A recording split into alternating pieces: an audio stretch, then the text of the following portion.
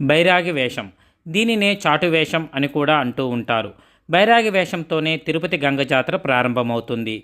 ఈ వేషాన్ని గుడి తరపు వాళ్ళు తిరుపతి ప్రాంత ప్రజలు వేస్తారు. గుడి తరపున వంశపారపర్యంగా ఈ వేషాన్ని చాకలి కులస్తుడు వేస్తారు. కైకాల రెడ్లు ఈ వేషంలో పాల్గొనరు.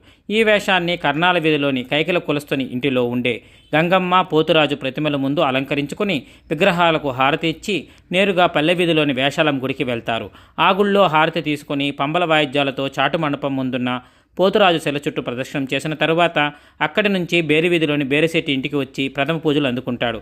ఆ తర్వాత తోటోళ్ళు, పంబలోళ్ళు వెంటరాగా ఊరంతా తిరుగుతూ అందరి ఇళ్ళకెళ్ళి పూజలు అందుకుంటూ ఇలా పాట పాడుతూ ఉంటాడు.